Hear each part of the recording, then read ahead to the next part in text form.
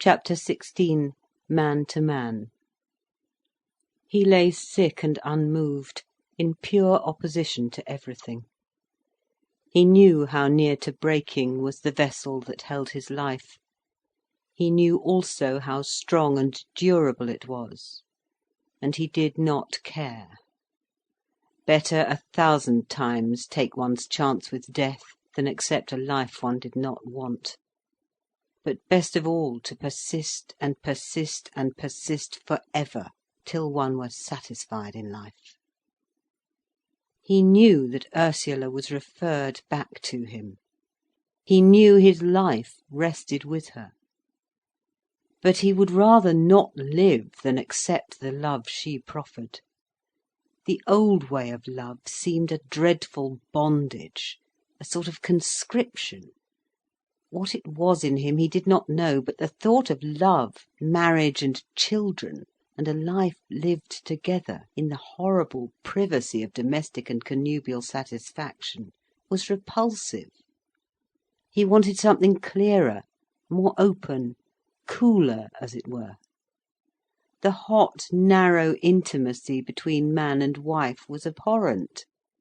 The way they shut their doors, these married people, and shut themselves into their own exclusive alliance with each other, even in love, disgusted him.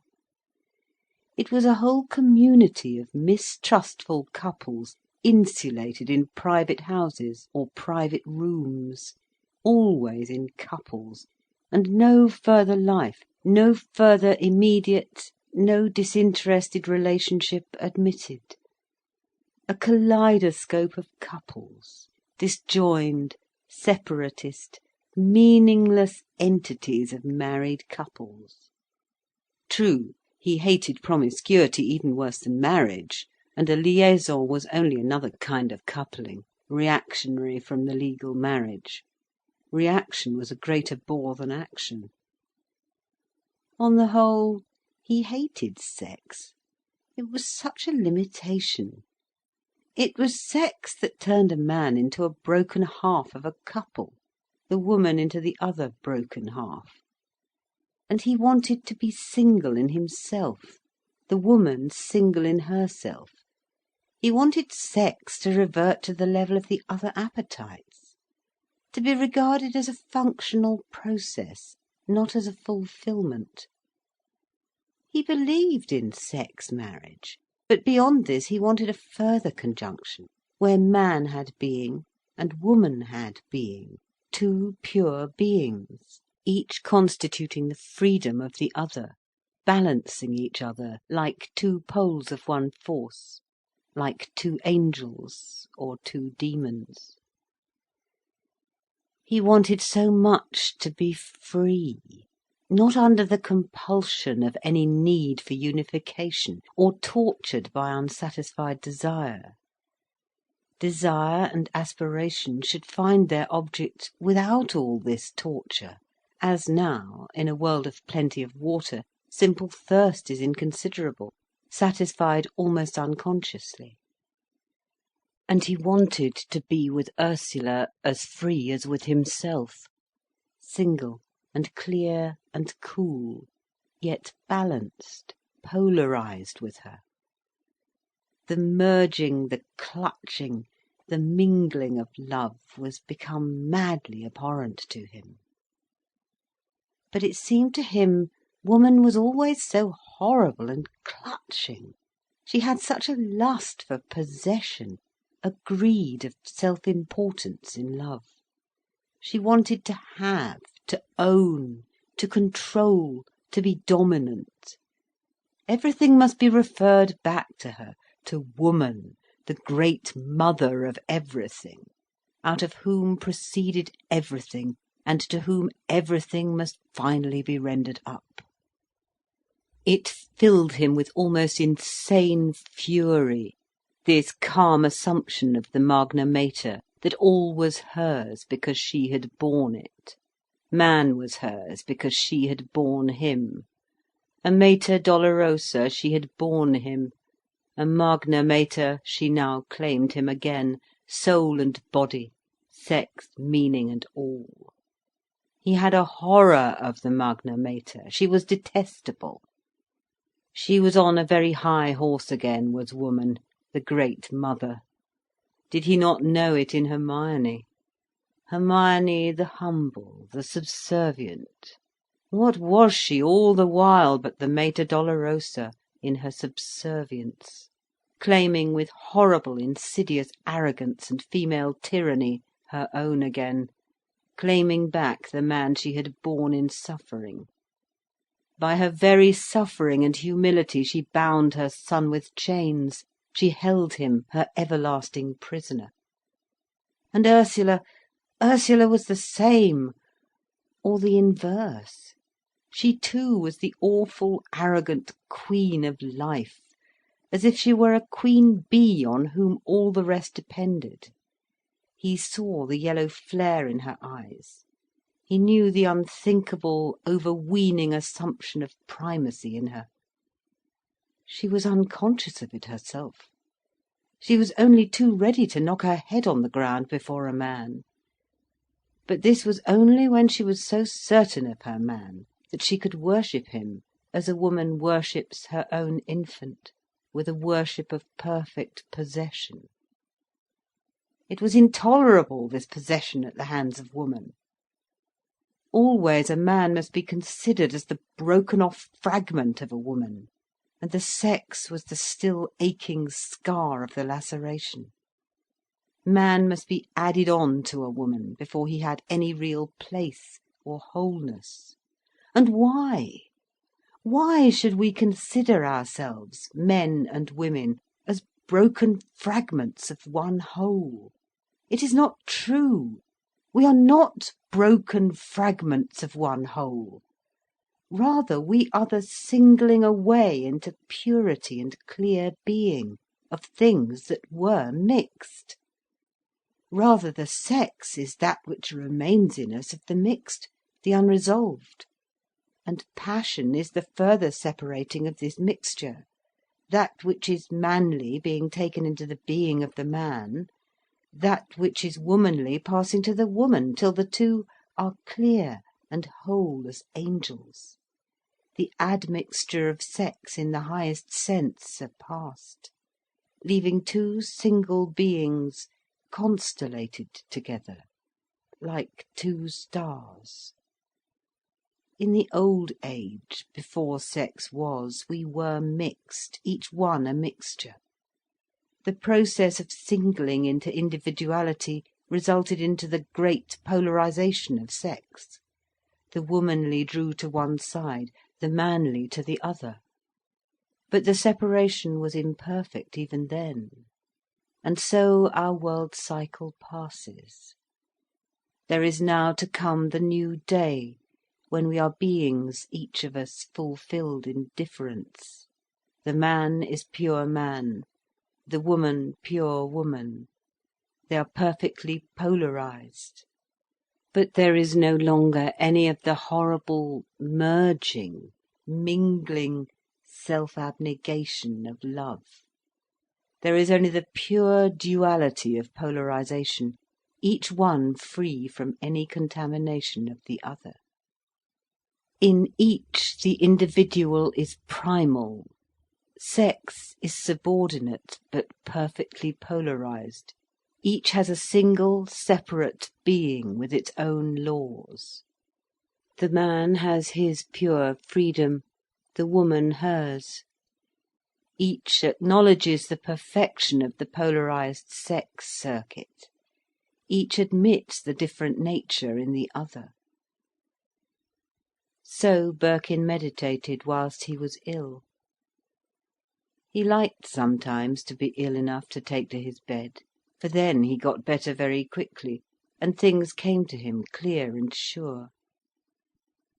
Whilst he was laid up, Gerald came to see him.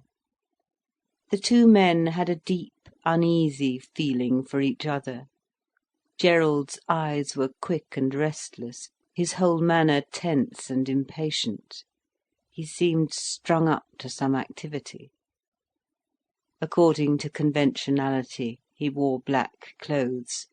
He looked formal, handsome, and comme il faut. His hair was fair almost to whiteness, sharp like splinters of light. His face was keen and ruddy. His body seemed full of northern energy. Gerald really loved Birkin, though he never quite believed in him.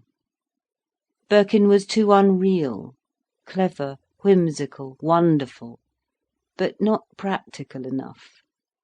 Gerald felt that his own understanding was much sounder and safer. Birkin was delightful, a wonderful spirit, but after all not to be taken seriously, not quite to be counted as a man among men. "Why are you laid up again?" he asked kindly, taking the sick man's hand. It was always Gerald who was protective, offering the warm shelter of his physical strength. "For my sins, I suppose," Birkin said, smiling a little ironically. "For your sins? Yes, probably that is so. You should sin less and keep better in health." "You'd better teach me." He looked at Gerald with ironic eyes. "How are things with you?" asked Birkin. "With me?" Gerald looked at Birkin, saw he was serious, and a warm light came into his eyes. "I don't know that they're any different. I don't see how they could be. There's nothing to change." "I suppose you're conducting the business as successfully as ever, and ignoring the demand of the soul." "That's it," said Gerald. "At least as far as the business is concerned. I couldn't say about the soul, I'm sure." "No." "Surely you don't expect me to?" laughed Gerald. "No. How are the rest of your affairs progressing, apart from the business?" "The rest of my affairs? What are those? I couldn't say. I don't know what you refer to." "Yes, you do," said Birkin. "Are you gloomy or cheerful? And what about Gudrun Brangwen?" "What about her?" A confused look came over Gerald. "Well," he added, "I don't know. I can only tell you she gave me a hit over the face last time I saw her." "A hit over the face? What for?" "That I couldn't tell you either." "Really? But when?" "The night of the party, when Diana was drowned. She was driving the cattle up the hill, and I went after her. You remember?" "Yes, I remember. But what made her do that? You didn't definitely ask her for it, I suppose?" "I? No, not that I know of. I merely said to her that it was dangerous to drive those Highland bullocks, as it is. She turned in such a way and said, 'I suppose you think I'm afraid of you and your cattle, don't you?' So I asked her why. And for answer she flung me a backhander across the face." Birkin laughed quickly, as if it pleased him. Gerald looked at him, wondering, and began to laugh as well, saying: "I didn't laugh at the time, I assure you. I was never so taken aback in my life." "And weren't you furious?" "Furious? I should think I was. I'd have murdered her for 2 pins." ejaculated Birkin. "Poor Gudrun! Wouldn't she suffer afterwards for having given herself away?" He was hugely delighted. "Would she suffer?" asked Gerald, also amused now. Both men smiled in malice and amusement. "Badly, I should think, seeing how self-conscious she is." "She is self-conscious, is she? Then what made her do it? For I certainly think it was quite uncalled for, and quite unjustified." "I suppose it was a sudden impulse." "Yes, but how do you account for her having such an impulse? I'd done her no harm." Birkin shook his head. "The Amazon suddenly came up in her, I suppose," he said. "Well," replied Gerald, "I'd rather it had been the Orinoco." They both laughed at the poor joke. Gerald was thinking how Gudrun had said she would strike the last blow too, but some reserve made him keep this back from Birkin. And you resent it? Birkin asked. I don't resent it. I don't care a tinker's curse about it. He was silent a moment. Then he added, laughing, No, I'll see it through, that's all. She seemed sorry afterwards. Did she? You've not met since that night? Gerald's face clouded. No, he said. You can imagine how it's been since the accident. Yes. Is it calming down? I don't know. It's a shock, of course, but I don't believe mother minds. I really don't believe she takes any notice. And what's so funny, she used to be all for the children. Nothing mattered, nothing whatever mattered but the children. And now she doesn't take any more notice than if it was one of the servants. No? Did it upset you very much? It's a shock. But I don't feel it very much, really. I don't feel any different. We've all got to die, and it doesn't seem to make any great difference anyhow, whether you die or not. I can't feel any grief, you know. It leaves me cold. I can't quite account for it. You don't care if you die or not? Asked Birkin. Gerald looked at him with eyes blue as the blue-fibred steel of a weapon. He felt awkward, but indifferent. As a matter of fact, he did care terribly, with a great fear. Oh, he said, I don't want to die. Why should I? But I never trouble. The question doesn't seem to be on the carpet for me at all. It doesn't interest me, you know. Timor mortis conturbat me, quoted Birkin, adding, no, death doesn't really seem the point any more. It curiously doesn't concern one. It's like an ordinary tomorrow. Gerald looked closely at his friend. The eyes of the two men met, and an unspoken understanding was exchanged. Gerald narrowed his eyes. His face was cool and unscrupulous as he looked at Birkin, impersonally, with a vision that ended in a point in space, strangely keen-eyed, and yet blind. If death isn't the point, he said in a strangely abstract, cold, fine voice, what is? He sounded as if he had been found out. What is? Re-echoed Birkin. And there was a mocking silence. There's a long way to go after the point of intrinsic death before we disappear, said Birkin. There is, said Gerald. But what sort of way? He seemed to press the other man for knowledge which he himself knew far better than Birkin did. Right down the slopes of degeneration, mystic, universal degeneration. There are many stages of pure degradation to go through, age-long. We live on long after our death, and progressively, in progressive devolution. Gerald listened with a faint, fine smile on his face all the time, as if somewhere he knew so much better than Birkin all about this. As if his own knowledge were direct and personal, whereas Birkin's was a matter of observation and inference, not quite hitting the nail on the head, though aiming near enough at it. But he was not going to give himself away. If Birkin could get at the secrets, let him. Gerald would never help him. Gerald would be a dark horse to the end. Of course, he said, with a startling change of conversation, it is father who really feels it. It will finish him. For him the world collapses. All his care now is for Winnie. He must save Winnie. He says she ought to be sent away to school, but she won't hear of it, and he'll never do it. Of course she is in rather a queer way. We're all of us curiously bad at living. We can do things, but we can't get on with life at all. It's curious, a family failing." "She oughtn't to be sent away to school," said Birkin, who was considering a new proposition. "She oughtn't? Why?"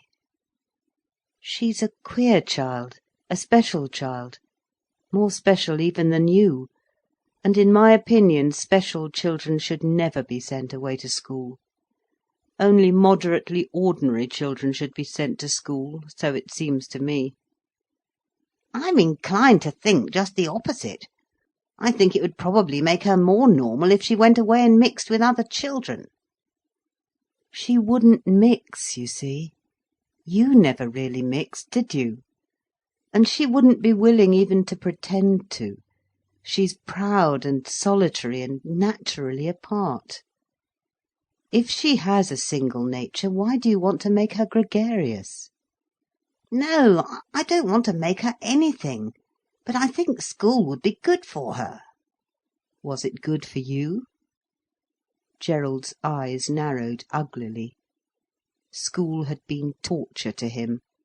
Yet he had not questioned whether one should go through this torture. He seemed to believe in education through subjection and torment. "I hated it at the time, but I can see it was necessary," he said. "It brought me into line a bit, and you can't live unless you do come into line somewhere."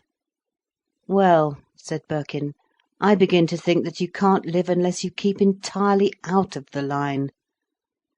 It's no good trying to toe the line when your one impulse is to smash up the line. Winnie is a special nature, and for special natures you must give a special world." "Yes, but where's your special world?" said Gerald. "Make it. Instead of chopping yourself down to fit the world, chop the world down to fit yourself. As a matter of fact, two exceptional people make another world. You and I, we make another, separate world.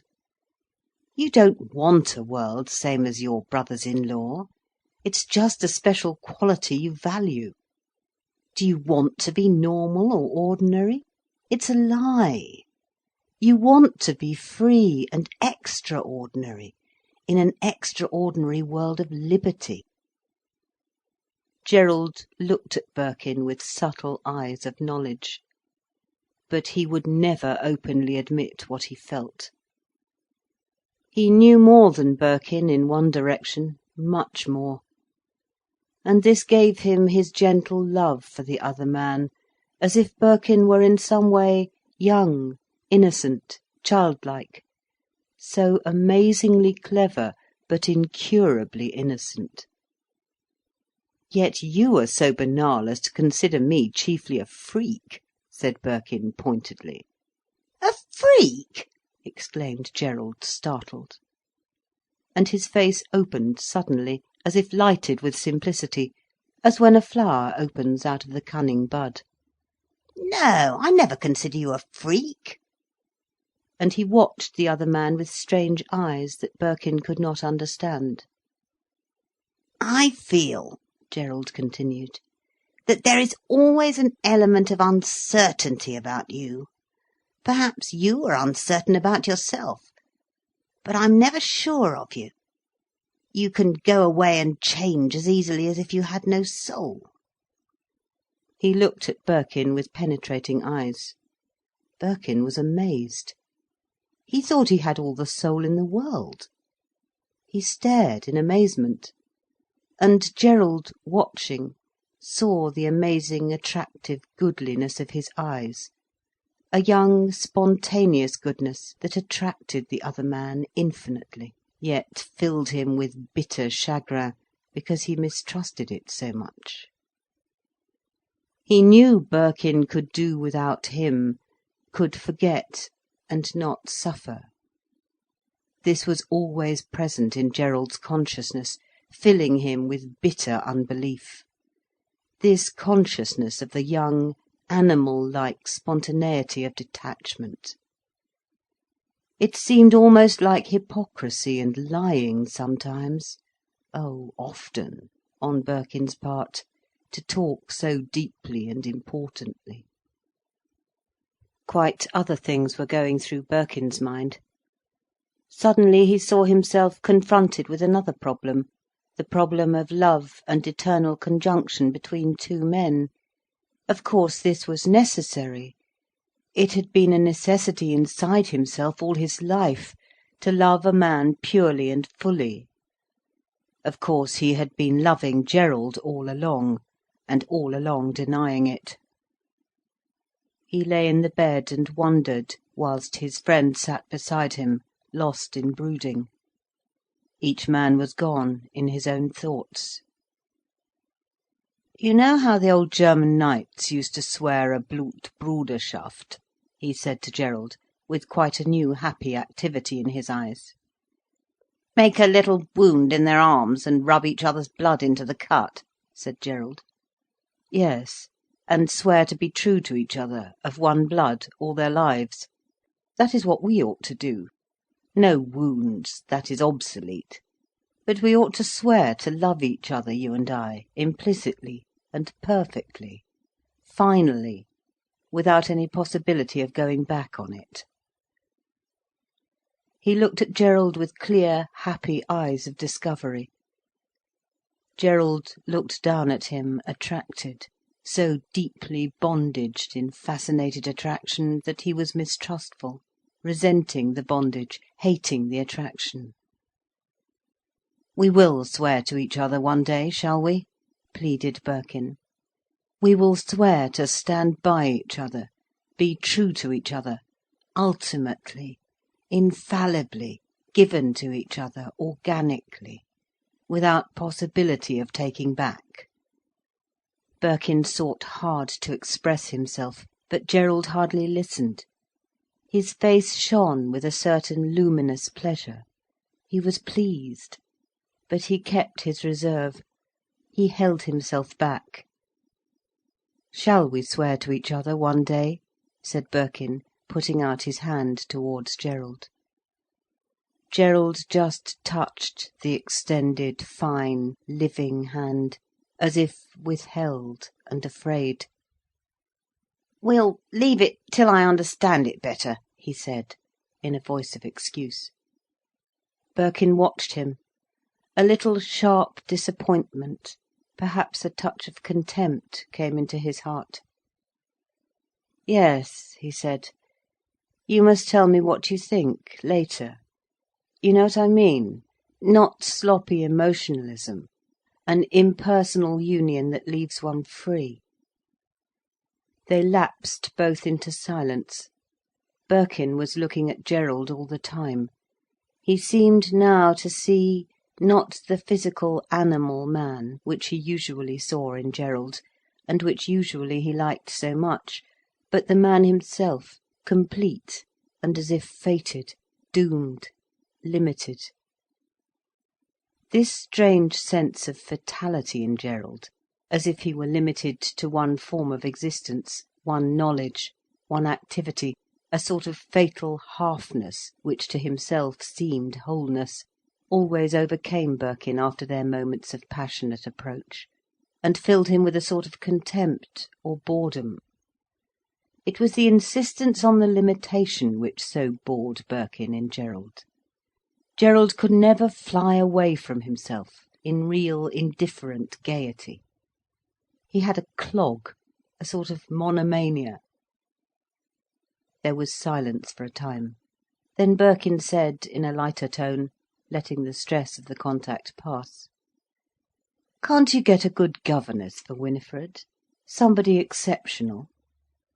Hermione Roddice suggested we should ask Gudrun to teach her to draw and to model in clay. You know Winnie is astonishingly clever with that plasticine stuff. Hermione declares she is an artist." Gerald spoke in the usual animated, chatty manner, as if nothing unusual had passed. But Birkin's manner was full of reminder. "Really? I didn't know that. Oh, well then, if Gudrun would teach her, it would be perfect. couldn't be anything better if Winifred is an artist, because Gudrun somewhere is one, and every true artist is the salvation of every other. I thought they got on so badly as a rule. Perhaps, but only artists produce for each other the world that is fit to live in. If you can arrange that for Winifred, it is perfect. But you think she wouldn't come? I don't know. Gudrun is rather self-opinionated. She won't go cheap anywhere, or if she does, she'll pretty soon take herself back. So whether she would condescend to do private teaching, particularly here in Beldover, I don't know. But it would be just the thing. Winifred has got a special nature, and if you can put into her way the means of being self-sufficient, that is the best thing possible. She'll never get on with the ordinary life. You find it difficult enough yourself, and she is several skins thinner than you are. It is awful to think what her life will be like unless she does find a means of expression, some way of fulfilment. You can see what mere leaving it to fate brings. You can see how much marriage is to be trusted to. Look at your own mother. Do you think mother is abnormal? No. I think she only wanted something more, or other than the common run of life, and not getting it, she has gone wrong perhaps. After producing a brood of wrong children, said Gerald gloomily. No more wrong than any of the rest of us, Birkin replied. The most normal people have the worst subterranean selves, take them one by one. Sometimes I think it is a curse to be alive, said Gerald with sudden impotent anger. Well, said Birkin, why not? Let it be a curse sometimes to be alive. At other times it is anything but a curse. You've got plenty of zest in it, really. Less than you'd think, said Gerald, revealing a strange poverty in his look at the other man. There was silence, each thinking his own thoughts. I don't see what she has to distinguish between teaching at the grammar school and coming to teach Win, said Gerald. The difference between a public servant and a private one. The only nobleman today, king and only aristocrat, is the public. The public. You are quite willing to serve the public, but to be a private tutor. I don't want to serve either. No. And Gudrun will probably feel the same. Gerald thought for a few minutes. Then he said, At all events, father won't make her feel like a private servant. He will be fussy and grateful enough. So he ought, and so ought all of you. Do you think you can hire a woman like Gudrun Brangwen with money? She is your equal like anything, probably your superior. Is she? Said Gerald. Yes. And if you haven't the guts to know it, I hope she'll leave you to your own devices. Nevertheless, said Gerald, if she is my equal, I wish she weren't a teacher, because I don't think teachers as a rule are my equal. Nor do I, damn them. But am I a teacher because I teach, or a parson because I preach? Gerald laughed. He was always uneasy on this score. He did not want to claim social superiority. Yet he would not claim intrinsic personal superiority, because he would never base his standard of values on pure being, so he wobbled upon a tacit assumption of social standing. No, Birkin wanted him to accept the fact of intrinsic difference between human beings, which he did not intend to accept. It was against his social honour, his principle. He rose to go. I've been neglecting my business all this while, he said, smiling. I ought to have reminded you before, Birkin replied, laughing and mocking. I knew you'd say something like that, laughed Gerald, rather uneasily. Did you? Yes, Rupert. It wouldn't do for us all to be like you are. We should soon be in the cart. When I am above the world, I shall ignore all businesses. Of course we're not in the cart now, said Birkin satirically. Not as much as you make out. At any rate, we have enough to eat and drink." "And be satisfied," added Birkin.